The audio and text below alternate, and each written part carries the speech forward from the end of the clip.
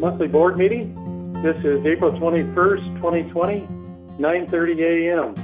We're doing this by teleconferencing, so we will allow people at a certain time to send their questions in, and Grant will take care of that and let us know if we have somebody that wants to give us a question.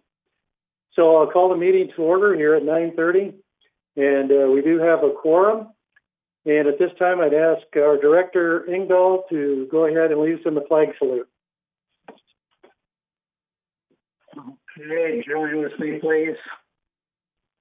I pledge allegiance to the flag of the United States of America and to the republic for which it stands, one nation under God, indivisible, liberty and justice for all.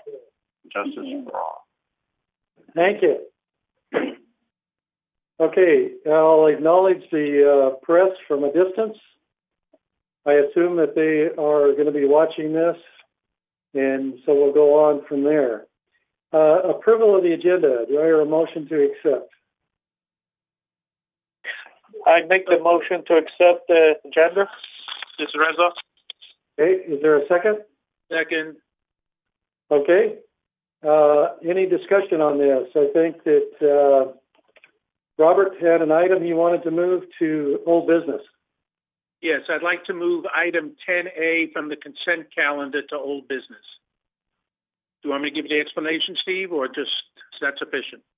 I'll go ahead and second that. Go ahead.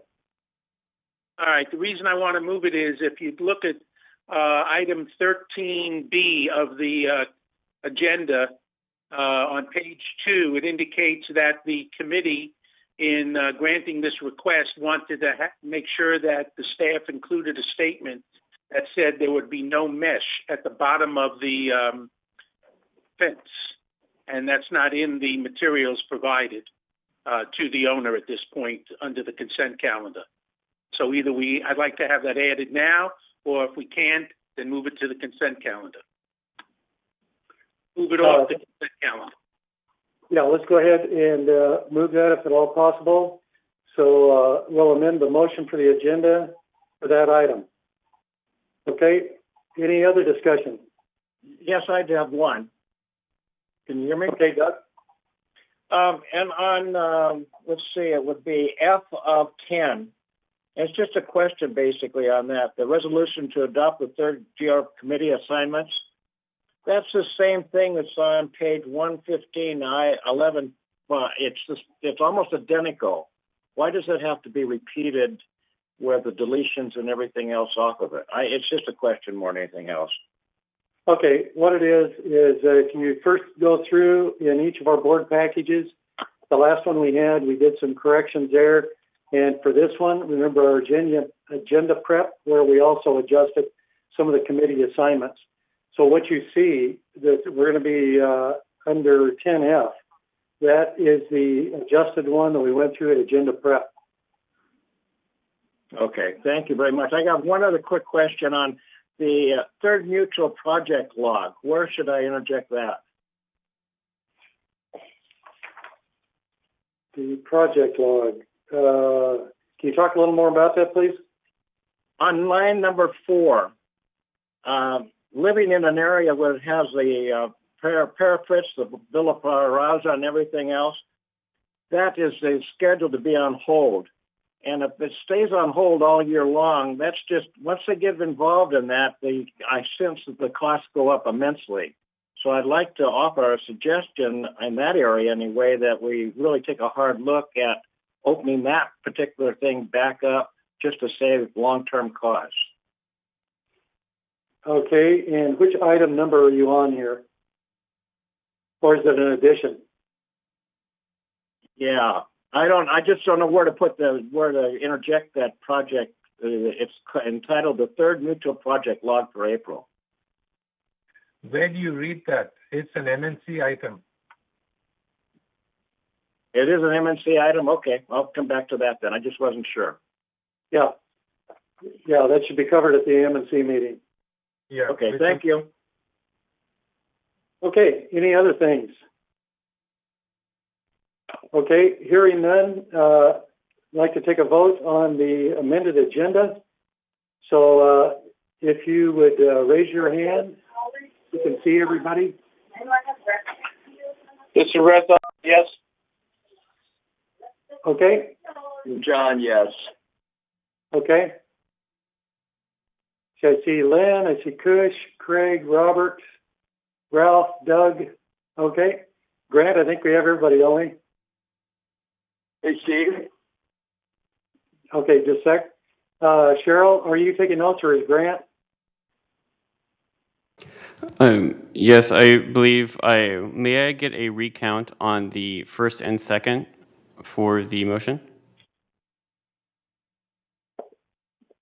Okay, the first was Robert, and I was the second.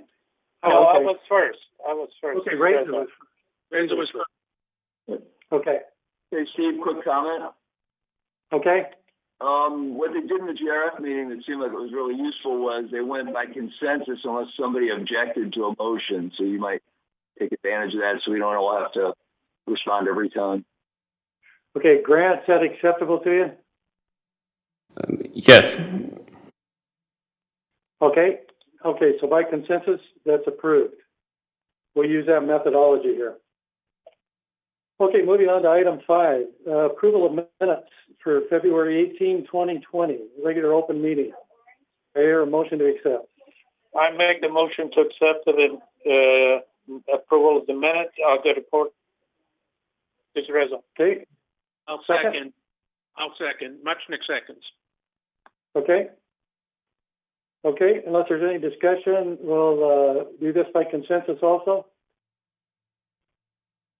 Okay. Thank you much. Okay, report of the chair. I'd like to thank everybody for leaning forward in the latest Ayers Hotel situation.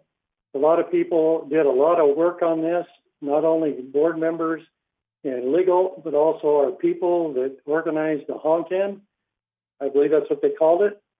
People that sent letters to government officials, people that placed calls to government leaders, and people that went about telling other people and getting them involved in the whole process.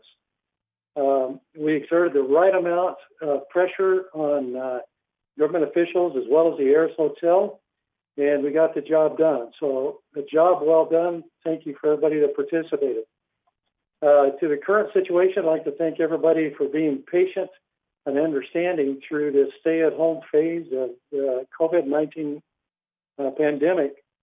We have been diligent about maintaining social distancing, wearing masks, and decreasing physical contact. I know that's difficult on some people because they would like to have their grandkids come, their children come, and be able to meet with their neighbors, but we've been doing very well in this area. So as a result of our efforts, there are no new cases that I know of in the village. This is extraordinary. And speaking with our legal staff, they mentioned that many other places like us that they represent throughout California have cases in them. They're much, much smaller. So we have a lot to be thankful for, and I appreciate the staff, all their diligence in coming forward and letting us know what government officials are saying, especially the Orange County Department of Health and the governor's office. So it's a big kudos there. So I know that all of us are looking forward to the day where we can all return to our normal everyday lifestyle. But until that time, we must persevere and look forward to the future with anticipation. So I commend all your efforts in fighting the virus, and as many people have recently said, especially those on TV, we are all in this together, and we'll all get through this together. So once again, thank you for your efforts, and keep up the good work. So that's all I have as far as my comments are concerned under the report of the chair. Let's go on to item 7, open forum. Grant, do we have any speakers? Yes, we have, 6 speakers today for the open forum. Our first speaker is Al Garner from 5018. And he says that there are 7 cases now in Laguna Woods and asked, don't we have the right to know where they are to avoid spreading the virus? Our second speaker. Okay, thank you. Go ahead. Our second speaker is Lynn Corbose, 3505C. And Lynn Corbose would like me to read a statement. To the Board of Directors and Advisors of the Architectural Control and Standards Committee, the committee meeting minutes for February 24th, 2020 need to be revised to accurately represent the response of Brett Crane and Steve Parsons. The minutes as written imply that they explained why the 4x7 common area abutting half of the rear bedroom, half of the sliding glass door does not meet the exception criteria B, comment or colon 3E of the David Sterling Act 4600, exceptions that have been deemed acceptable by the HOA legal counsel in prior VMS publications. They did not do this. In fact, after some discussion at the meeting aimed at educating new director committee members, Ms. Corbose asked that this question be addressed as a future agenda item. She recalls that there was verbal agreement that it would be, and the question is not on this list of the future agenda items.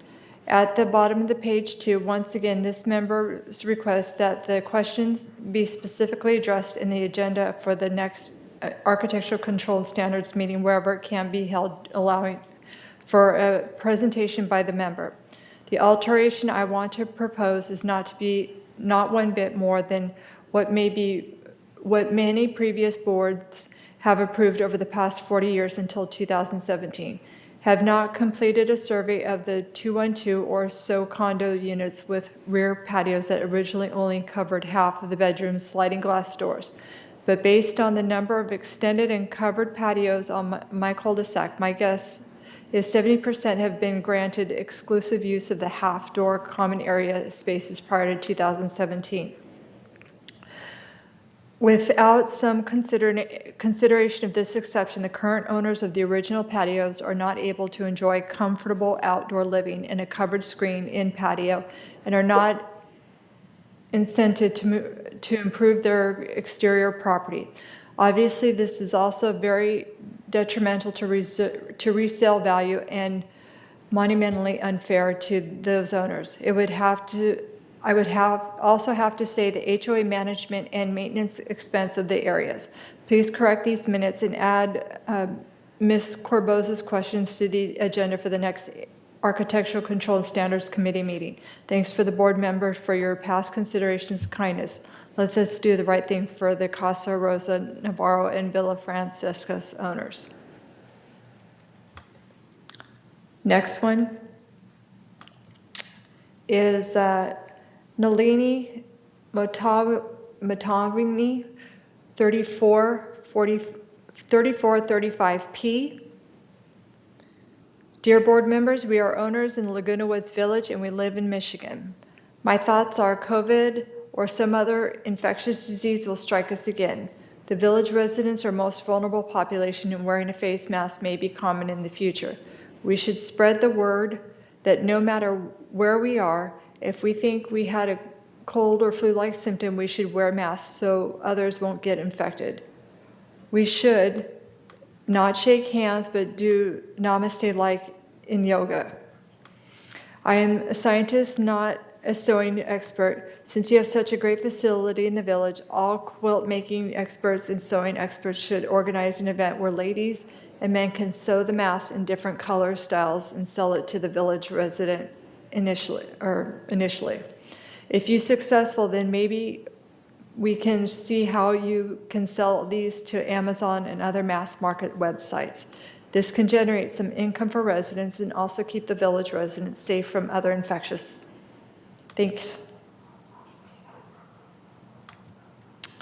Next is Sue Kukenko, 3437B. We are hopeful if there are extra funds due to decreased village activities, clubhouses, pools, etc., that the funds would be used to upgrade our infrastructure.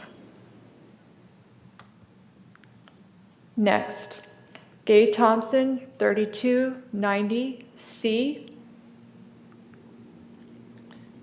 Comments are, I would like to address the Third Mutual Board to let them know that the painting crew left a huge open container full of contaminated water the size of a golf cart near our banner. This container was placed near our house the early part of February and has been near our manor for almost 3 months. The water contains leftover paint, contaminants, and cloudy water. The container was left way before the virus lockdown in March.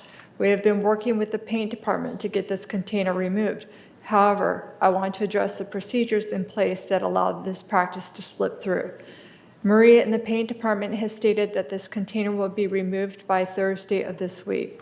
We need to ensure that this does not occur again. VMS has published several articles stating how to leave standing water in a kind of container. However, this container has been sitting outside of our manor for almost 3 months. How is this possible? If we had not complained, the container would have been left for who knows how long. I am sure that you know that these contaminants are especially dangerous to our animals and our residents. This is not acceptable practice and should be addressed by Third Mutual, VMS, and painting management as soon as possible. There needs to be a procedure or a checklist to make sure that these painting crews leave an area all equipment is removed immediately. I have attached pictures showing the container and other items left behind. I'm requesting a phone call from Resident Services Manager who can ensure this does not happen in the future. Last comment. Mike Struzio, 4062E.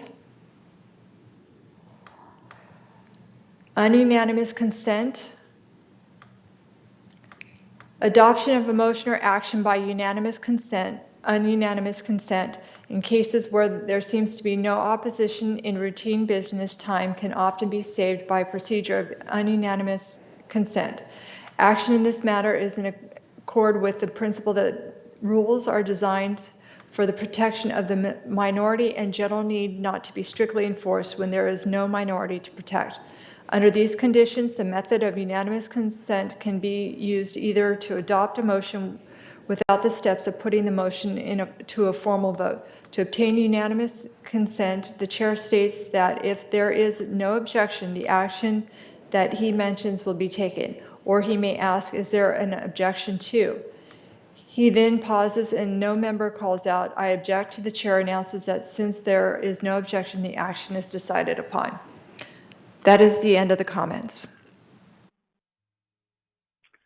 Okay, thank you very much. Can I ask a question, Steve? Sure, go ahead, Chris. Cheryl, what is the manner number of that paint episode? Can you repeat it, please? That is 3290, C as in cat. Got it. Thank you. Okay, would anybody like to address any of the speakers? Steve, if you'd like me to address a couple of the items, I certainly could. Okay, go ahead if you would. Okay. Good morning, everybody on the board, and to the residents out there. On the first question that was raised with regards to the reporting process for coronavirus, under the Orange County Health Agency's reporting protocol, the requirement is for populations of 25,000 or less that they would only report cases if there were 5 or more. In the case of the village right now, the Laguna Woods, the city, we are at 7. Doesn't mean the village has 7. It means that in the city of Laguna Woods, there are 7 cases.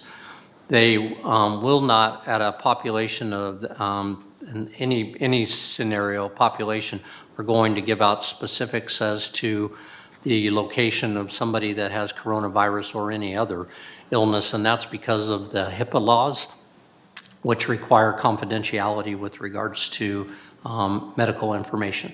So that's why we only have numbers, we don't have locations, and we won't have that information.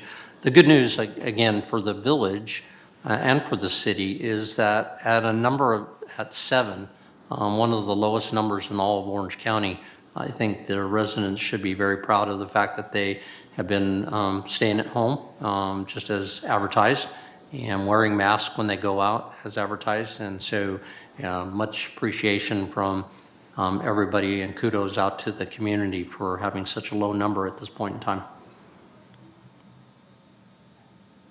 Okay, thank you, Jeff.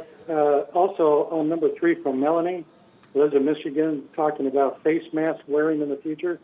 Has there been any talk from Orange County or the governor's office about this? There has been a lot of discussion. There hasn't been a mandate from the Orange County Health with regards to making it a obligation. It's highly recommended that any individual going outside wear a mask. That's been our policy here in the village. The only exception to that is that we're requiring people that ride our buses to wear a mask because of the close proximity that potentially occurs in the bus situation. So we are requiring masks or face coverings in that condition. We have put up the notice, obviously, last week before we started this, and then this week. And our bus drivers have additional masks on board. So if they happen to run into the rare case, which hasn't happened, we've had very few cases, but if it did, where an individual didn't know about it and was at a bus stop, we're not going to not pick that person up. We're just going to hand them a mask and ask them to wear it in order to take the ride. With regards to individual cities in Orange County have mandated the mask, Laguna Beach, the city of Irvine, and I think Laguna Niguel has now done it with regards to businesses that are still in operation, that they're requiring those businesses and the people that work in those businesses to wear masks. All of our employees are currently wearing masks, and we indicate that if they're not going to wear a mask, or if they've indicated that they are caught not wearing a mask, then they're going to be sent home.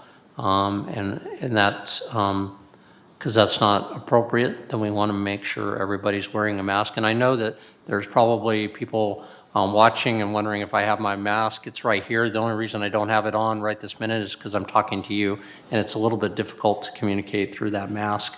But as soon as we walk out, we do have our mask with regards to in the facility here as well. So I think that hopefully that answers your question on that one. Steve, if I could address. Okay, thank you, Jeff. Steve, if I could address 3290, the standing water that was left by the paint program. I do want to let the resident know that we have reevaluated our procedure and checklist, so we will learn from this mistake. And again, the materials will be removed by end of the day tomorrow. So thank you for your patience. Okay, thank you, Siobhan. And to answer Lynn Corbeau's comment, we will take this up at our next Architectural and Standards meeting and correct the minutes as necessary. So we'll do that. And then for Sue Conkle's comment, I believe it was about using extra funds to upgrade our infrastructure. That's something that's near and dear to all of us. We try to do that as much as possible, realizing that we do have other needs that we have to take care of simultaneously. But that is forever on the front burner of our minds as we look at funds and fund allocations. So know that we are looking at that. As far as Mike is concerned here, Speaker 6 on unanimous consent with no objection. Thank you for your input, and I'll try to use that in the future. Thank you. Okay, anybody else have any comments that they would like to make? Okay, if not, we'll go on to the COO report. Thank you, Steve. Good morning, everybody, again. There was about 4 things I wanted to mention. The first one is, and Steve mentioned it, again, thank you to all of the board members and residents for their conscientious efforts with regards to the Ayers Hotel and a thank you out to the Ayers Hotel for reconsidering the hotel as a homeless shelter medical type facility right in the heart of the village. We thought that that was an inappropriate location due to the fact that it just was, the location just isn't appropriate given our residents are such high-risk residents. And so that didn't occur. The Ayers Hotel pulled the lease and got out of that lease with the county. As you probably have heard, the county then moved forward with trying to find additional locations in South Orange County, meeting the needs of their requirements that the state is asking them of. The Laguna Hills Hotel was a new location that was selected, and they entered into a lease. The same thing occurred there in the sense that the city filed for a restraining order to prohibit that from happening. Yesterday, the judge ruled that they would not issue a restraining order to the city of Laguna Hills with regards to that location. And the judge was very conscientious of all of the needs the state has, and being conscientious of the fact that they needed to address the county's requirements to meet the state obligation. And we understand that too. And from that perspective, that certainly is from the village here, not as directly impacting our community as this Ayers Hotel was. So we'll keep an eye on that. Certainly there are concerns with regards to, again, is anybody potentially, can they walk out? It is several, quite a long ways to our nearest gate, but it doesn't mean that that couldn't happen. So we'll be more vigilant with regards to that process and looking at our gate access with regards to pedestrian. So that's number one. Number two, the issue of masks, as we just talked about. I wanted to mention that our staff working with our foundation here has really kind of stepped up to the plate with regards to the concerns and desires of our community to have masks, since we're asking them to wear them when they go outside. And so we have received a number of allocations of masks, and our staff is actually today putting them together in plastic bags, and we will be distributing those masks to our community out into several locations. We're working on getting volunteers. We'll also be using some of our staff. And so Eileen from Communications will be getting more detailed information as to the time frames and locations and how you should come and get those masks, the social distancing that will be required in passing out those masks. So we want everybody to be safe. We want to get these masks out to people that need them, don't have them.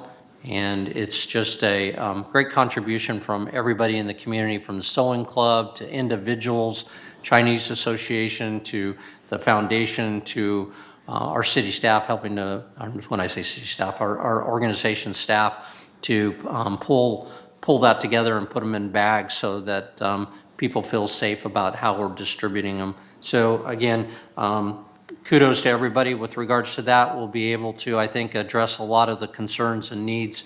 We also were in contact with Chris Macon from the city, and he said that the city wanted to also contribute in some manner, maybe financially, to help get material or whatever is needed to make additional masks by those individuals or associations that are helping to contribute on that. So we'll continue to work on that so that we make sure that our community here in the village and in the city as a whole have the necessary mask needs to meet their needs and to help us continue to be safe out there. On a negative note, I wanted to mention that a couple things have happened recently. Last night we had two vehicles that were stolen. Those vehicles, one has already been recovered, so that's the good news. But we are Carlos is working diligently to talk to the Sheriff's Department about additional patrol. We're looking at some different operations with regards to how we can maybe get some night vision info in there so that we can help prevent this. The issue has been exaggerated by the fact that Orange County, as well as every county in the state of California, has done an early release of some individuals out of the prison system, and those individuals are in our communities again. And so we're going to have to ratchet up our response and work with the Sheriff's Department to make sure that they understand the vulnerability. Now, I do want to mention the whole point, and we're going to get some additional PR out there through communications, is lock your car. The one vehicle I mentioned had a window open and keys in the car. That makes it real easy to steal. So we have to be very, very cautious and cognizant of that. So please, with your vehicles out there, lock your vehicles and don't leave your keys in the car, and that will help this situation. That is 3 cars, by the way, that we've had stolen this year, and so that's above average for this time of year. So, well, again, we just want to work with the Sheriff's Department to make sure that any type of activity like that we can try to prevent. And they're knowledgeable of the fact that there's more people out there that may be attempting these kind of petty thefts. So we have to be very, very careful about that in the community. But so we'll get some more communications out to the residents with regards to kind of the notices that we've done in the past with regards to how to be safe and how to lock up your vehicles. The last thing I wanted to mention is we are working on a number of areas on the what I'll call the financial side of evaluating our operations and seeing where we're going forward. There's a lot of debate and talk about opening up the golf courses and outdoor activities. Some counties around us have taken some actions to loosen up the regulations with regards to outdoor activities, and we're evaluating that. Certainly, I think we want to be very cautious given the nature of our community, but at the same time, I know that people would like to get back out there and recreate where it is feasible. The issue, obviously, is how do you go about doing that? Where do you require wearing masks? And how do you facilitate those kind of operations? So we're looking at that right now.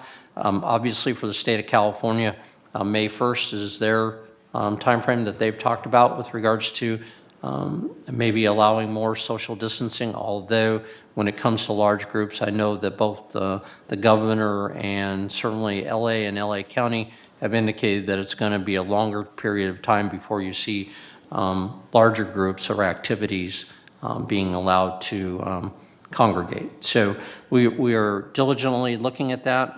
It does affect our revenue, as we all know, so it's an important side of that equation too. And on that note, I just wanted to mention 1 or 2 other things that we're looking at. Is we are looking at any stimulus package that comes out to see whether or not the village would be eligible. So far, all the stimulus packages have been orientated to organizations that have 500 employees or less, and we certainly have more than that. We're close to 900 full and part-time employees. But we continue to look at that to see if there are any areas where we can look at that. With that, we are working with Chris Macon and our staff to put together some numbers that we can submit to the city that they may be able to look at FEMA reimbursement with regards to some of our costs, such as masks or gloves that we are purchasing, and extra cleaning costs for our laundry facilities. We're seeing whether or not that could be potentially reimbursed under FEMA if we submit that through the city. And then finally, I wanted to mention that we are also looking at, just as probably every individual should look at, and contacting their insurance companies with regards to potentially lower insurance rates with the certain areas such as vehicle usage, and see if there is the possibility of getting reduced rates down the line or reimbursement for some of the rates that you paid in on a monthly basis to date. And with that, I will turn it over to Siobhan. I think she has a couple of things. Honorable President, members of the board, just a few quick announcements this morning. First of all, tomorrow morning there'll be a lane closure. The lane closure will be at Avenida del Sol and Pina from 7 a.m. to 4 p.m. This is to facilitate the removal of a large tree. Secondly, the Vector Control District reminds residents to dump and drain after the rain. Residents should take precautions to reduce chances of breeding mosquitoes, including dumping water from potted plant saucers, dump and drain any containers filled with water at least once a week, clean and scrub bird baths and pet water bowls weekly, and drill a hole or puncture containers to eliminate standing water. So again, let's be cognizant of that as we move into mosquito breeding season. I also want to remind everyone to participate in the 2020 census. The invitations were mailed to all residents in mid-March. Currently, our self-response rate is 67%, well ahead of the state average of 45.5%, but we are below our 2010 final citywide self-response rate of almost 80%. So if you haven't filled out your census questionnaire, please do so. The City of Laguna Woods is also a Census Assistance Center. So if you have questions on your questionnaire, how to complete your questionnaire, or need assistance, please call the city at 949-639-0500. And lastly, the Village Breeze for April and May should be arriving soon. Just want to let you know to be on the lookout in your mailboxes for this issue. This issue features a profile on the Village Aquadettes, the longest-running senior synchronized swimming team in the world. It has comprehensive advice to keep the day-biting mosquitoes out of our community, and much more. Thank you very much. Okay, thank you very much. And I think that we'll open it up for questions. And Craig, I think, has a couple items he'd like to bring forward. Yes, I do. Thank you very much. Good morning, everyone. In signing the forms for new residents, obviously they cannot get the stickers for their vehicle. And I was told by Resident Services when I called them that these people are getting a pass for 30 days. And then at the end of 30 days, it will be renewed. But in speaking with a resident, I was told that the pass is only for 2 weeks. So which is it supposed to be, and how do we get that information out so that we are all on the same page? The second question I have is regarding gate entry. It appears that in the concierge area, they have a computer and they have a kiosk. And the first thing they do when somebody comes up is they go to the kiosk. Then, if they don't get the information at the kiosk, they go to the computer. Why does the computer and the kiosk not have the same information? I learned this because someone came to my residence, or was coming to my residence, and the concierge could not find me when she looked up my name in the kiosk. So that was a question that came up. And thirdly, since we are not using the golf course for people playing golf, are the residents allowed to jog on the golf course? So those are the three issues that have come up. That's all I have. Okay, Jeff, would you like to chime in here? I'll have to the board. I will have to look at the kiosk computer question. I don't have the specifics in front of me at this point in time. We were going to question 3. We are not allowing people to jog around the access. There is public access from the residents over there via the gate. Forgot the gate number to the golf course there.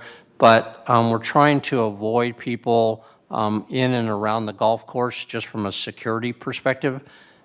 But that is something we certainly can look at, opening up that as an access point, especially if we get permission from the Orange County Health to have more activities going on. But we'll definitely evaluate that. Jeff, we have a question. Okay, and to the other questions that he had, maybe Siobhan has an answer. Steve, what I would like to do is get the exact information and get back to you at the end of the meeting, if that's possible, please. Okay.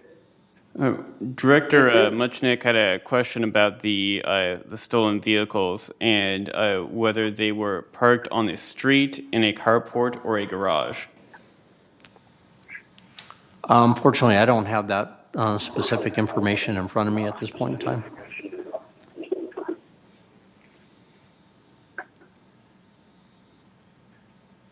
Okay, any other questions for staff? Steve, I have one.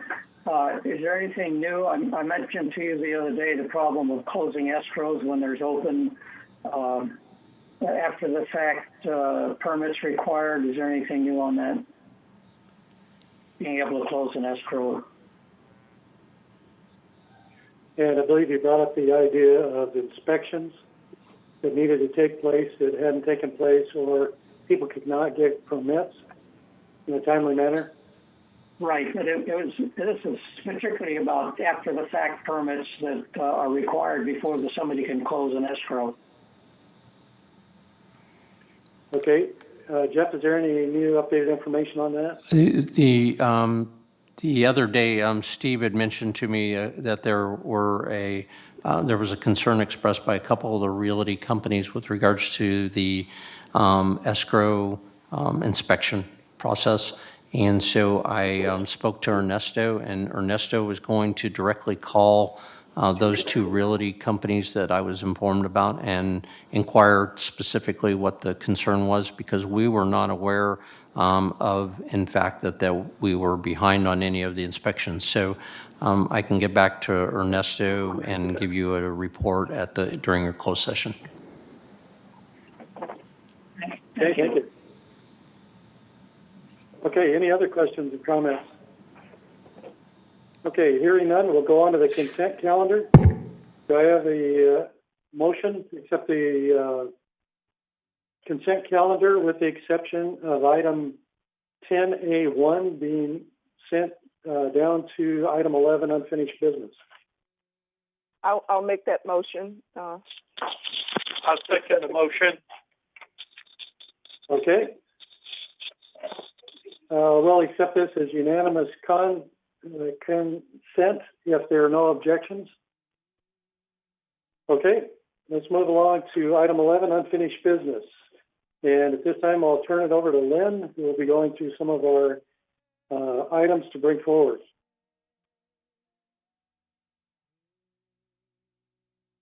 Okay, good morning. Morning. We have these resolutions that were presented at February meeting and postponed for 28 days for further review. I'll go over number 11 very briefly. 11A, the resolution for leasing cap and lease waiting policy. This resolution will approve the creation of a wait list to fairly and uniformly manage a wait list when the number of approved leases reaches the 30% cap of 1,830 units. We need a motion to approve this resolution. Okay, do I hear a motion to accept? I make a motion to accept the resolution. I'll second that. Okay, raise the seconds. Okay, any discussion? Yes, I have a comment. Okay. On page 2 of 10, the last paragraph talks about hardship. Okay, and I'm wondering if we exempt people under the hardship rule, will that be added to the cap? So will we be above 30%? Or if that takes us above 30 and then some other person drops out for some reason who's, typically leased, will we stay above the 30%? Will we go to the first person on the list, or will that hardship be counted as part of the 30%? Have you heard anything on that, Lynn? No, I haven't. That would probably be a question we need to ask our attorney, possibly, because I haven't heard anything about that. We haven't discussed the hardships in conjunction with this waiting list. My understanding is that that's a separate category that we would have to deal with one-on-one.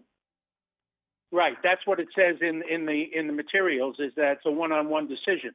But I guess my question becomes, obviously, if we're at the 30% and we exempt the hardship, that puts us over the 30% cap. And I'm wondering how then we stay under the 30 or close to the 30%, because if some other people who are typically leasing for years, for some reason drop out, sell their unit, it's not now part of the 30%, do we count those hardships in the 30%, or are they separate from the 30% in terms of account? Yeah, that's something we would probably need to ask in closed session today with our attorney. But I think the basic agreement is what we're after now on setting up a wait list policy, so we could get that going and then deal with the hardship part later. Okay, I mean, I just... Go ahead, Lynn. I agree with that. Okay, I agree with that. We discussed possibly amending this policy. We discussed maybe amending this policy later, but I think we need to get this going for now because we're up pretty high right now, 28.3%. So I'd like to get it approved, and we need to study it further. I'm in agreement. I don't want to stop the approval of the process. I just wanted to put that issue on the table. It's a good issue to bring forward. Thank you. Any other discussion? Okay, we'll accept as is by unanimous consent if there are no objections. Okay, we'll move on to item 11B. All right, 11B is a resolution to adopt a harassment policy. Violations would include, but not be limited to behavior disturbance, noise, odors, and neighbor disputes. The purpose is to set forth guidelines to address alleged violations of harassment that occur in Third Mutual. Do I hear a motion to adopt this policy? So moved. Is there a second? Second. Okay, any discussion?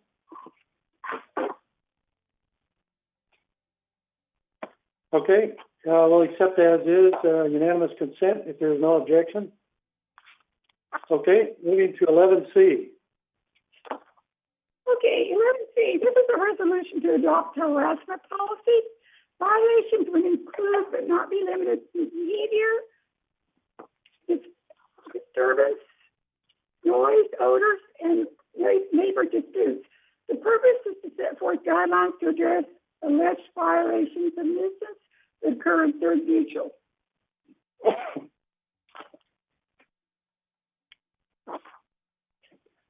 This is the resolution to adopt this policy. Do I hear a motion to adopt this policy? So moved. I make a motion to adopt the policy. Then I'll second. Okay. Okay, we'll accept as unanimous as is, if under unanimous consent. There's no objection. Okay, let's move to 11D. All right, this is a resolution to adopt a good standing policy that reflects new legislation to comply with California statutes when electing new directors. This resolution in its entirety will provide clear guidance on the term and the implications for members identified as in good standing. Do I hear a motion to adopt this policy?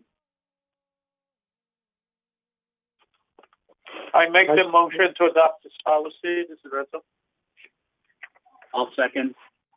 Okay, Craig seconds it. Okay, any discussion? Okay. Yeah, I have a comment. John? Yeah, Go ahead. sorry, I typed in. Did we confirm, since we last put this out with our attorney, that this doesn't go in direct violation of the new statutes? Yes, we did. Sandra gave us our committee to go ahead. Very good. Okay, any other discussion? Okay, we'll accept as is under unanimous consent if there's no objections. Let's go on to item E. Okay, the resolution to adopt the election rules. These rules are intended to comply with California statutes as well as the third mutual bylaws and are to enhance the fairness and professionalism of mutual membership voting. Do I hear a motion to adopt this policy? I'll make the motion to adopt this resolution for the election rules. I'll second it. Okay, Robert seconds it. Any discussion? Okay, we'll accept as is under unanimous consent if there's no objection. Okay, and item that we moved from consent agenda under, we made it 11F. And Robert, I'll let you go ahead and introduce this again. All right. I'm in favor of allowing the resident to increase the height of the fence from 5 feet to 7 feet. There was a condition that we put on that they not be allowed to include mesh, and that's not in the materials. I just would like that added to the materials that are provided to the resident, the manor owner. Okay. I think that was an omission that was made on that, but it's very substantial. And I do remember that coming up. So would you like to make a motion that be included? Yeah, I'd like to make a motion to amend the guidelines that are being provided to the manor owner to include the committee's recommendation to staff to add a condition to not allow mesh. Okay, and I'll second that. Any discussion? Okay, hearing none, we'll accept as is under unanimous consent if there are no objections. Okay, let's move on to item 12, and I believe Betty's here to introduce it. Entertain a motion to accept the 2019 audit report. That's 12A, Steve. 12A? Yes. Okay, Betty, you're still muted. There you go. Good morning. Happy to join you virtually, and by the end of this virus, I will learn how to use that mute button properly, I'm sure. We started the 2019 audit back in mid-February. We had a kickoff meeting with all the boards. KPMG came on site for several weeks. They're usually here about 6 weeks, but due to the COVID-19, they worked remotely the last couple of weeks. They even rolled off a week before we did, leaving the office. And I just have to say, I am so impressed with the KPMG team and our controller, Steve Hormuth, and his team. We were able to continue the audit very smoothly. Every year, no matter what, the last 2 weeks, and especially last week, the audit get really, really intense. It's just, we're trying to finalize the report, and they're finishing all their testing, and it was a crunch time, and with the extra circumstances of working remotely, very, very happy with both sides of the team. The audit went well, received a very favorable opinion for Third Mutual, and at this point, I'll turn it over to Mark Thomas, our KPMG audit partner, who has joined the call to make his post-audit communications. And then just so you know, what's on the agenda for the board is to accept the audit report so that we can record it into your corporate records, and it will go right down to the mailroom, and our staff is standing by to print that and the GRF package that will go out to your members by the end of the month. Mark, turn it over to you. Thank you. Good morning, and good to see you all. Just several of the required communications as it relates to the audit. As was said, we completed the audit of the financial statements as of December 31, 2019, and we issued an unmodified opinion on that. And so that's a clean opinion. That's the cleanest it gets. There are no outstanding items remaining. We have no corrected or uncorrected audit differences in the conduct of the audit. I didn't identify any misstatements of the financial statements. If we were to encounter any significant difficulties or issues in performing the audit, we're actually required to disclose those to you. We did not. There were nothing. Actually, things went really well. Nor did we identify any illegal acts or fraud during the conduct of the audit.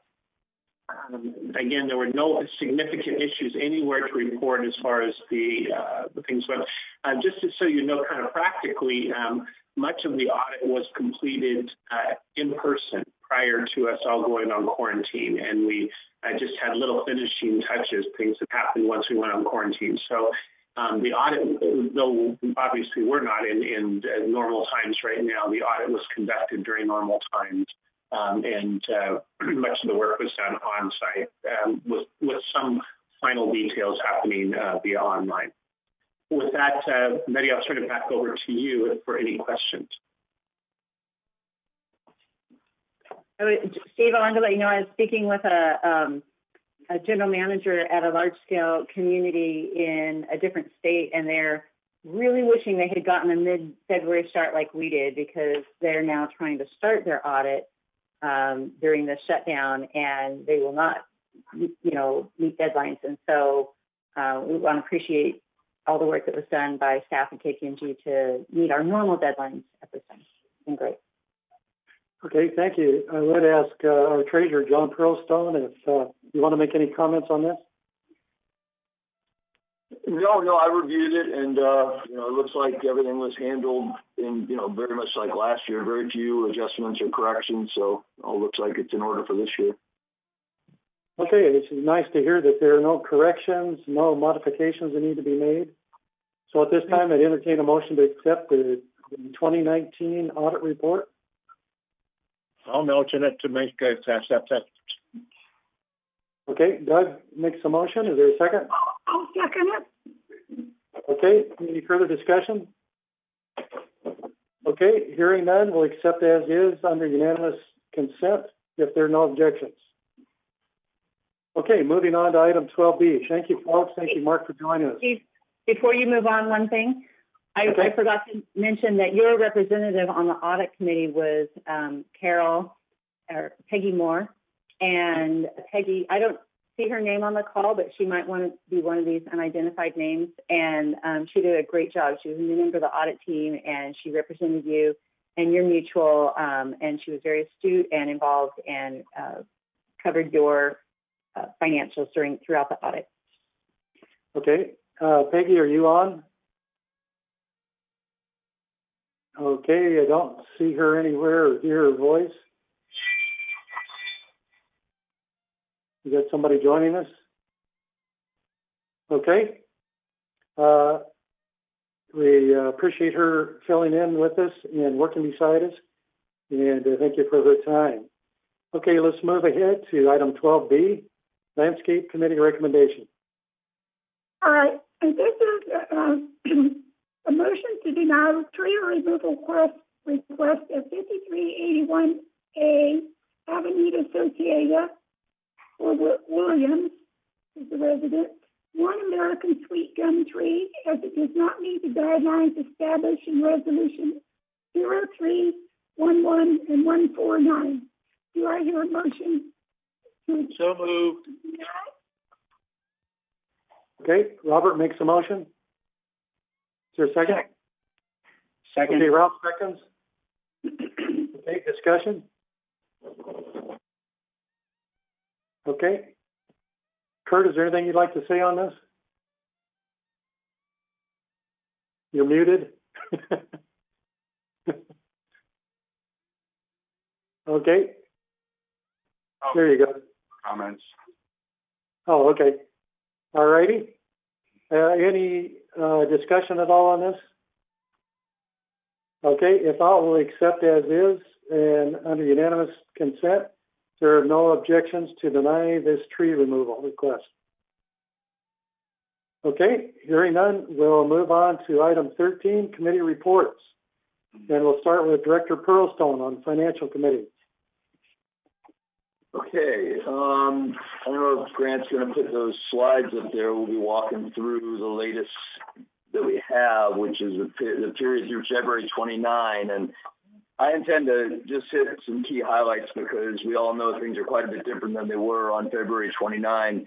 I think the main thing that I would start off by saying to cover things generally is that our investments have been, really stable. I would even call it outstanding given the market volatility. We are up for the year, and we've got financial stability in a time where almost no one does. So that's kind of the takeaway, because our staff is busy putting together a detailed report to talk about how our finances are going to differ for the rest of the year. Obviously, it can't be too dialed in because we don't know how long the various things are going to delay. All right, I'll show my face rather than that picture. Good Lord. So anyway, the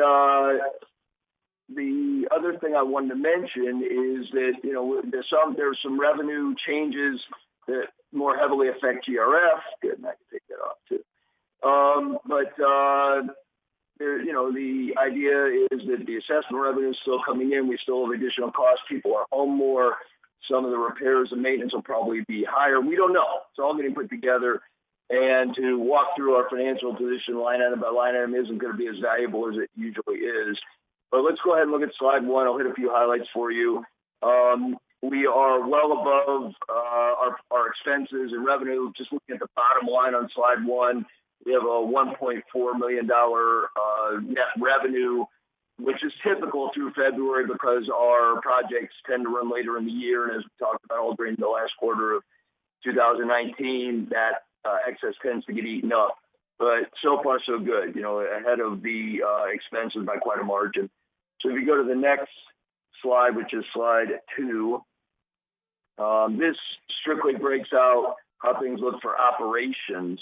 So it leaves out things like reserve, maintenance, repairs, things like that. And you can see that that is ahead of schedule as well. We have an operating surplus after 2 months, 2020, of $278,000. There'll be a little detail on that in a later slide that I'll cover. But in general, things look how we expected them to look through February.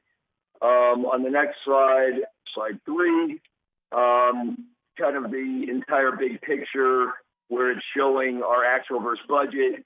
And it's great that we look great in February because, again, a lot of our expenses are later in the year. We may have some unexpected ones this year because of the COVID virus problems. But if you go to the net revenue expense, the actual that we've brought in, net revenue is a positive $1.469 million. The budget is spread evenly over the year, so we have a small loss projected. So our variance is quite positive as we speak at the end of February. The next slide breaks it down. And again, I don't want to assume that you come see us every month, but I do want to just cover highlights because next month, and at our finance committee meeting, hopefully we'll have a lot of specific information of what this year is going to look like, because this report just is saying everything's normal, and it's obviously not. So if you look at this breakdown, you can see that we have a lot of outside services planned, whether it's maintenance, construction, or landscape or whatever, and they haven't been executed or paid yet, and that's why we have a big net positive in that number. And then you can look down the rest of the list and see the various items. I will go to the bottom one on this because this is a real item that we'll be discussing throughout the year. We're working on it aggressively, and that is insurance. Last year we had problems getting our insurance placed due to the fires in the area, and our staff did a great job of getting insurance in place, but it was a much higher cost. There was really no alternative. This is a deficit that will be ongoing throughout the year, but we're actively working to try to find either a new partner or to lock in contracts for the same rate or whatever we can do to manage this deficit and get our budget under control for insurance. So that's something that, if you're following our finances, you'll want to stay closely in touch with because we certainly are. The rest are kind of all as expected. On the next slide, you can kind of see this in a pie chart form that will show you the various places that our revenues come from that are not assessments. And, there it is again, the unrealized gain or loss, in terms of our investment portfolio. That's most of our non-assessment revenue on this report. We do get investment income that, covers 11%. You can see the rest of the breakdown of the various income items that we get. And there's really nothing on that income that will hit us too hard, except possibly lease processing fees and resale processing fees. So we'll have to, kind of track that as our staff gets us the information and see what impact that might make on our budget for 2020. But you have a second to look over the remainder of that chart. All pretty much in line with, certainly very much in line as of February. And if you go to the next slide, you can see our expenses and how those break down as a pie chart. Mostly employee compensation and related. Again, what's going to happen with that? We've had staff, modifications due to COVID. There may be some government funding due to COVID. We don't know. We want to know, and I know staff's anxious to find out for us, and we'll be passing that along as soon as we get the information as well. But the breakdown on this pie graph was right in line with our expectations. With outside services is another form of, labor services. So that's well over half our expenses is our employees and the outside services we hire. Utilities and telephone, again, that's water. We're continuing to work on water conservation. Managing it's not going up too dramatically, so I guess that's about as good as it can be right now. Insurance, that percentage is very important and probably the one we'll be most focused on because it can, increase, and we don't want to see that if we can avoid it. The rest are kind of in line. And then finally, the resale history, and, again, I'd rather focus in on, I don't have that particular slide. I'll go back. I'm missing 2 slides in my report for some reason. Yeah, so I'll just walk through this financial report by looking at my screen. I like pointing out this one in the graph next to it because this one basically tells you how we're doing in terms of preserving assets and funds. And you can see that we are on target to increase our funds during this year as we would have expected to. So the balances as of 2/29. In the replacement funds, reserves were just under 17 million. The disaster fund is hovering under a 10 million target. And then you add up the total and we're just under $30 million. Now, if you go to that next slide, yes, you'll see this is the trend that we've been hoping to see continue. It's looking pretty good as we speak, and that is our fund balances, saving for a rainy day. And maybe we're at a rainy day right now. Who knows? So it's nice to know we've got stable funds all nice and tucked away for things that may or may not come up. And you can see it's increased in the first 2 months of this year, which we would expect. It's broken into various segments. You can see it's color-coded. The unappropriated expenditures, that's unexpected things. Disaster fund is yellow. And then the replacement funds are our reserves. And they're all looking extremely healthy as we speak. And we're real glad they are because we're going to be talking about how to either maintain or increase those or what we have to use them on as we get staff analyzing what the rest of the year is going to look like. And then finally, the slide that I referenced before, the resale history, that should be our last slide 8 or 9, 9. And so again, another variable that affects the village greatly. We like to see healthy resales. Things looked very consistent the first 2 months of the year. The average price was up quite a bit, which is encouraging. Where we go from here, God knows, and we'll find out. But obviously, the staff's done a great job of keeping the process moving forward for those resales that were in process. I know all of our board members have gone on and made sure those got pushed through. How much we can maintain or increase as the year goes on. Hopefully the great results that our staff produce at keeping the village safe makes us even a more desirable place to live, and we'll see our sales increase once things open up again. But as of now, it's stable first 2 months. We'll have a lot more to report in the coming months. And that would be the financial report for the month. Okay, thank you, John. Just like to add on to this, the effect of leases that are going on. Currently, the percentage, it's at 28.3% and climbing. And that's why we are trying to get this other policy up and running on leases and so forth. So more to come on that. Okay, dealing with reports on... Steve, I have a couple of questions or comments I'd like to make on the financial statements. Sure, go ahead. Okay. And this is really, I'm looking at agenda item 13A3, page 3 of 8, the monthly sales report. And this is not any reflection on John and John's work and how the mutual is doing. But we are down for the 3 months in terms of resales, 19.2%. That's what's on page 3 of 8. United, when you look at their figures, they're up 17.8%. Now, granted, their manors are selling for less on average than our manors are selling, but that's a 37% swing between United being up and us being down in terms of numbers of sales this year compared to last year. And so I wonder what's going on there, why our sales are actually decreasing while United's are increasing, unless it's just a price issue. My second question, not a question, but my second comment related to that has to do with the fact that we're down so much at the $5,000 per unit that GRF gets. That means just for the month of March alone, they're down $60,000. And so far this year, for the year, they're down $95,000 in terms of money that they would receive because of the sales of our units in Third Mutual only. So I'm wondering how that's impacting GRF. And I'm also wondering why our sales are so much lower in terms of numbers this year than and while United's up. That's all. Could I tie into that a little bit? Sure. I had the same notes on that you did, Robert, but the one thing I noticed is the 19% decrease that we have year to date.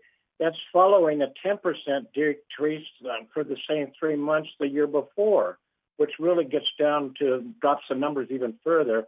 And my question follows up basically it's the same as yours.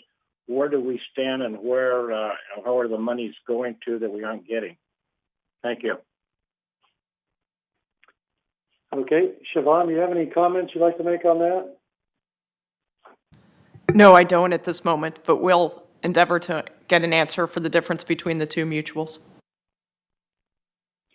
Okay. As far as how this effect is on GRF, I've been in contact with their board, and they are working through the numbers on that as we speak.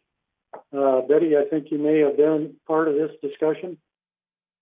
Yeah, and we have GRF Finance tomorrow afternoon at 1:30, and so we'll definitely be talking about the current state of revenues as far as the trust facility fee. And we don't have a magic ball to know where race sales are going to go, but we'll let you know where March ended, and much of which what you already got from Doug. But when April closes, we'll have a much better look at what impacts this is going to have on us.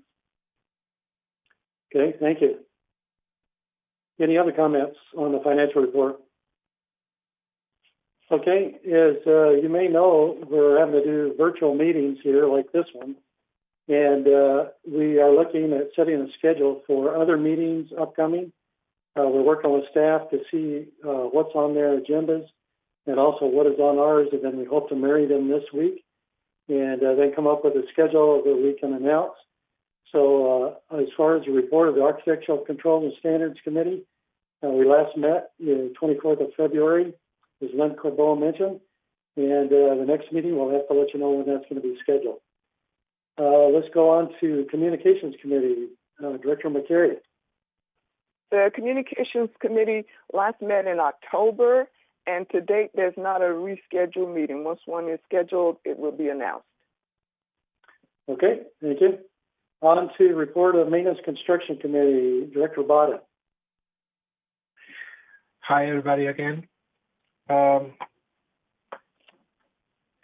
was no MNC committee meeting in the last 2 months. The last one was in in March. And the next committee meeting is going to be July 6th, 2020, currently scheduled for that. Okay, and Director Muchnick, did you have any other comments? No, sir, not at this time. Thank you. Okay. As far as the parking and golf court task force, as you may know, we had some money in the budget this year for additional golf cart parking spots up in the wedding cake area. That's still on target at this time, and Ernesto's watching over that and hopes to include that with the concrete and pavement contract coming later this year. We will have a meeting as soon as we can on this, for the updated status, but right now we don't have a time or date. Let's go on to the Garden Villa Rec Room Subcommittee. Director Jarrett. Okay. We had our last meeting February the 10th, and the next one, and we gave a report. I gave a report on that at the February board meeting.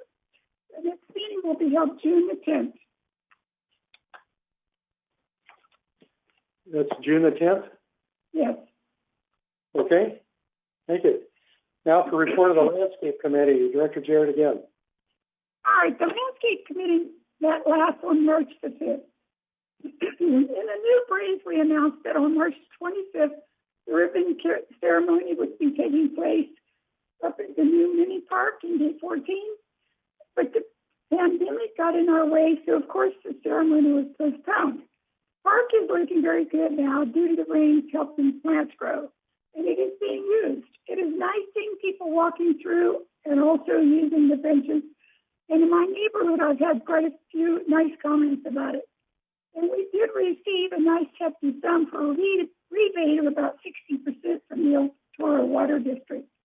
The old tub grinder came to a halt in November, and the green waste continued to pile up. The new long plan for tub grinder arrived in February and was put to work immediately. In fact, so much mulch has been produced by the new grinder that authorities have told us that we need to use the excess before the end of April, since we are limited legally as to how much we can store. Landscaping, with their already heavy workload, is working to disperse the mulch over our grounds as quickly as possible. I plan to show a video of the tub grinder once we get back into the boardroom for our meeting. Tree trimming is in full swing now. Please recall that we're now trimming trees according to species, so there is a plan in place to handle this. Another reminder, on our website, check out landscaping. You'll see where the crews are, where they're going to be at your address or your cul-de-sac. For spraying, tree trimming by building, slope work by building, shrub and weeding, and irrigation by street and mowing. You'll find all this stuff on the website. Some people call me and ask me when is their building or when is their cul-de-sac going to be worked on, and it's right on the website. It happens to be in the weeks they're working on. The crews are out there. So please keep in mind that the weeds are growing due to the rains we've been having. Crews are not going to be able to change their schedule just to go to a building because the weeds have grown so much. This is just not doable. I have received several such requests over the weekend for such work. We got rain, folks. We got rain.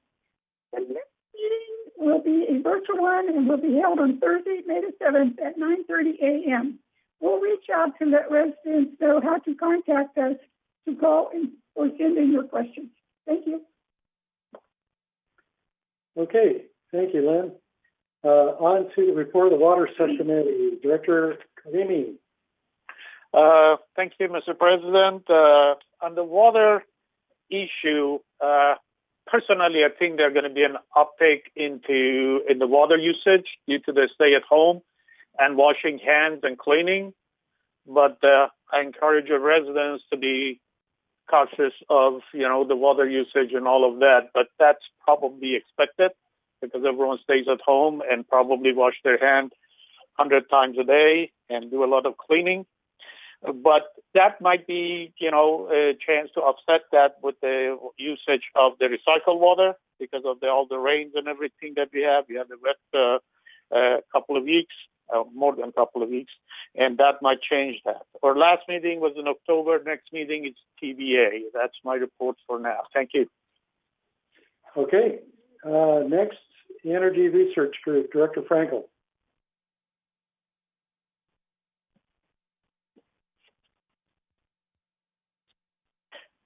I thought the next one was Compliance Committee. There we go. See, the Energy Task Force met on March 4th, and now our title is the third, is the Engineering Research Group. The primary discussion at that time was solar energy, in as much as solar for streetlights is going to be considered after the fixture conversion is complete. We also discussed microgrids, and we had a speaker, Gene Okram, to speak on microgrids, and that's the extent of my report. Okay, thank you. And Lynn, I do apologize for going past your report on Resident Policy and Compliance Committee. Can you update us now, please? Okay, so last meeting was January the 15th, but we're going to be scheduling another meeting soon. We only have a couple issues to discuss, but we're probably going to be working on that leasing cap policy and making some amendments in the future. We've got a few thoughts in our mind, so just so you know. Its time and date will be announced. Okay, thank you. Let's go on to item 14, GRF Committee highlights. We'll start with the Community Activities Committee, CAC, Director McCary. Okay, the CAC had a virtual meeting on April 9th. Just some brief updates. All CAC activities are canceled, which everybody knows already. There is a fitness and golf classes on TV6.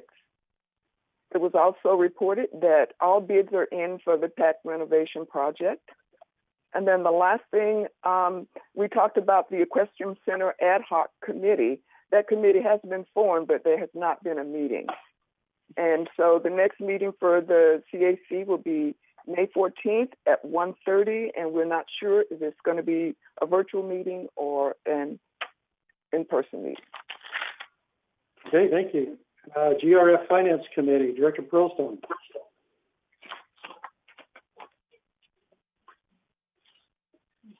Sorry about that.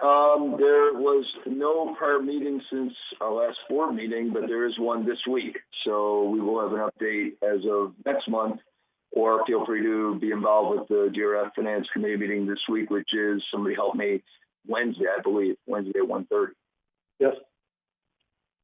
Okay, GRF Landscape Committee, Director Jarrett. We met on February the 12th. Our next meeting is going to be May the 13th, and I'm assuming that's still on, and if we have it, it probably will be virtual. So we'll let you know. We'll let the residents know. Thank you. Okay. On to 14D, the GRF Maintenance Construction Committee, Director Bada. Yes, we did have a meeting on Wednesday, April 8th. It was a virtual meeting, and the main point of discussion was to approve the contract for the vehicle for the maintenance service center truck car wash. And I want to report that the contract was approved and it has moved forward. That was the main item for this meeting, and our next meeting is going to be June 10th, 2020. And I'm guessing it will be either in person or virtual. It's not decided yet. Thank you. Okay, thank you. On to the PAC Renovation Ad Hoc Committee, Director Pearlstone.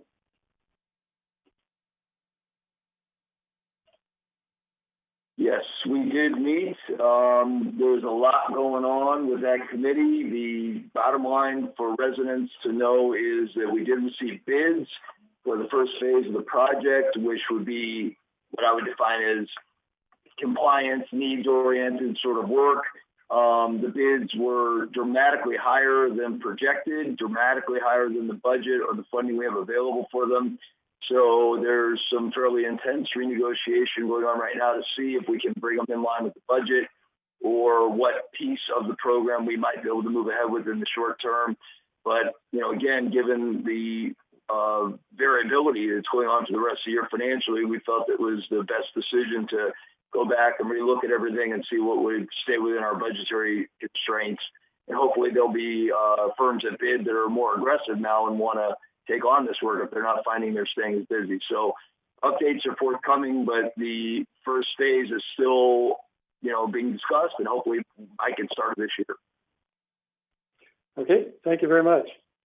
Media and Communications Committee, Director McCary. Okay, that committee met yesterday, April 20th. It was also a virtual meeting. Eileen Pullen gave a report on the distribution of the new Village Breeze, that it's out and about, and she reported that distribution was a lot easier this time than it was the last time, as a lot of residents were not able to get copies or they weren't delivered to the post office. So Eileen is going to be communicating with the post office to see if there's anything that they can do to make sure that the magazines are being delivered to all the residents. She also reported that she has an abundance of these magazines available due to the fact that they would normally be placed in clubhouses and places like that, but because of the closures, they have an abundance of those in the office. So anyone that has not gotten one can call the Media and Communication office and let her know, and she'll make sure that you get one. She reported that the website is updated daily with information about the COVID-19 and any other activities that are going on in terms of information. TV6 has exercise classes and movies available. Let's see. And the message board is updated daily to include any new updates or any updates. Bulky item pickup for April was canceled. There was not a report. The broadband report was deferred until our next meeting, which is scheduled for May 18th at 1:30 p.m., probably virtual, but to be announced. Okay, thank you. One item that you mentioned there, I would like to ask Siobhan to address, if she would, the bulk item pickup. In walking around recently, we noticed that people have things either in front of their house or on the street curb to be picked up. Do you have any advice for them on this? As you know, we unfortunately had to cancel last Saturday's pickup by Waste Management due to social distancing and the other requirements. However, if residents do have something out by the curb, please call Resident Services and we'll endeavor to get this picked up as soon as possible, please. Thank you. On to item 14F, Mobility and Vehicles Committee. Director Frankel, please. The Mobility and Vehicles Committee met on February 5th, and our next meeting is June 3rd. The Boost program was introduced at that meeting, and current discussion in that regard is the startup issues because of familiarity with the Laguna Woods residents and where they are. And right now, the current issue with the Mobility Committee, of course, is masks. And the decision was made, and now we are going with the mask program all the way around. And that's the extent of my my report. Okay. Security and Community Access Committee, Director Muchnick. Thank you. The committee last met on February 24th, and we reported the results of that meeting at our March board meeting. Probably the highlight was it was Tim Moy's last official meeting with the Security Committee and Carlos Rojas' his first meeting. And so things went well. We do not currently have another meeting scheduled at this point in time. Okay. And on to disaster preparedness, Director Engdahl. Well, the last meeting was back in January, and there was one scheduled. Their next meeting is scheduled for May 26th. One thing is in the disaster area that I'd like to mention, though, is that we do have these radio systems set up from each of the community emergency areas that is each of the clubhouses and the par 3 course area to communicate with the center at the community center. Very low cost and capable system, apparently, from what I've been able to determine. These can be set up to be powered from like 12-volt auxiliary systems, plug into a car or something like that, and do some disaster communication. And I think we have the radio club to thank much for that.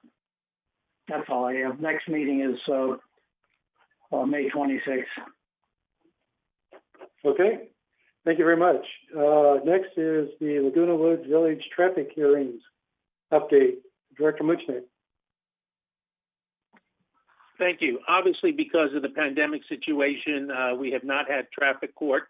I don't know when we'll be rescheduled since that requires people to be in front of the committee. So at this point, things are on hold. Okay. On to item 15, future agenda items. Is there anything anybody would like to add to this list? It's items A through G.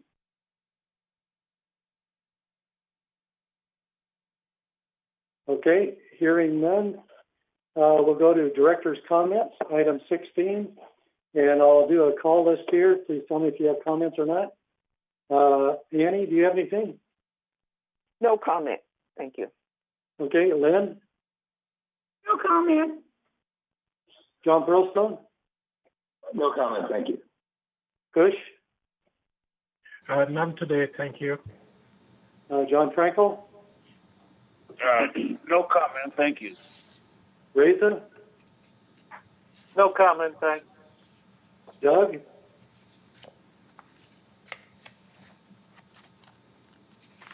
There, got you. Is this a chance to, when I was talking about that, the parapets, 4 of those things, that's number 4 on that mutual project lot for April. 4 of those parapets are in the area that I live in, and there have been a whole bunch of them that have been done, and they really seem to get much more involved once they get involved with it. So my comment earlier, and I'm sorry I misplaced it, but is that if that's postponed for any length of time after this, those parapets could really cost an enormous amount more money in my observation. If this is the place to bring it up, otherwise, sorry. Okay, that's fine. Siobhan, do you have anything you'd like to say on that? Can I jump in for a second? I could have sworn we signed a contract to get that work done just a couple weeks ago. Can I respond to that? Okay, Kush? Doug, can we do this as a sidebar at a later time? I'd be happy to talk about it. Okay. Be happy to. Okay, Siobhan, did you have any comments you want to make at all? No. Okay, back to the sidebar then.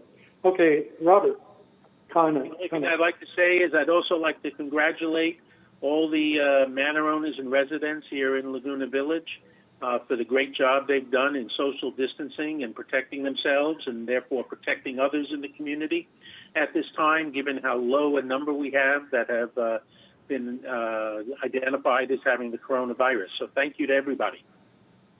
Okay, thank you. Craig? No comment. Okay, Ralph? No further comments, thank you.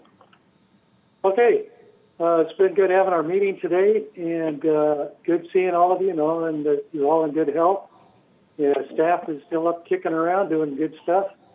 At this time, I'll go ahead and recess the meeting, and I'd like to pick it up at 11:15 for our close, and ask Grant if you could to call our attorney to join us at that time.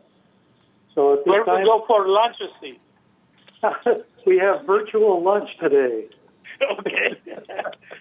So we'll try to get through the items as quickly as possible. We do have a full agenda. So come back on at 11:15. Thank you very much.